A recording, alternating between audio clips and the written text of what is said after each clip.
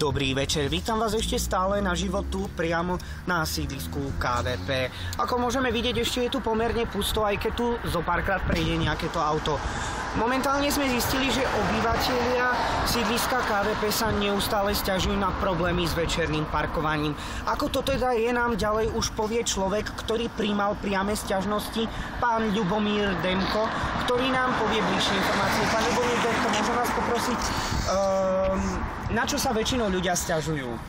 No, sťažujú sa hlavne na parkovanie a preto už len sa sťažujú, lebo ideme vybudovať detské ihriska pre malé a si myslím, že parkovanie je tu až dosť pre ľudí a bereme možnosť malým deťom, čo sa týka vytvárania kultúry pre nich a nejaké podujania. Ja si myslím, že to dosť že sme len dneska čas, takže parkovanie budeme riešiť tak, že nájdeme nejaké veľké miesto a tam, kde by mohli parkovať ľudia. Zatiaľ v príbytovkách majú parkovanie a riešime v časti Janikova a Klimkovičova. Tam to riešime zatiaľ, takže ďalej informácie nemôžeme zdieľavať. To potom najbližších už vám povie pán Kotovca, ktorý nie je dneska v dispozícii, takže zajtra možno a to sa vám Dobre, môžem sa ešte opýtať, pokiaľ to je možné, by som rád zistil, že či vám to nepríde také trošku nefér, že deti sa síce zahrajú, ale momentálne tí rodičia nebudú mať kde parkovať.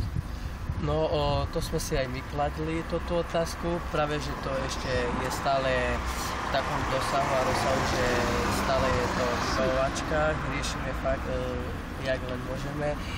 Naše fondy sú také zatiaľ, že nie je tam veľa, takže riešime a nechceme, aby ľudia sa tu nejak rozboli alebo nejaké také veci medzi nami, proste riešime. Dobre, ešte by som rád poznamenal, že máme docela problém aj s tým, že ľudia na sídlisku KVP sa docela sťažujú aj na to, že docela často tu chodia aj auta. Ako môžete vidieť na našim chrbtom, je vidieť aj to, že neustále tu chodí premávka a je tu strašne veľa aut a zároveň aj autobusov. Vieme, že Košice sú veľké mesto, ale nevedeli sme, že až natoľko.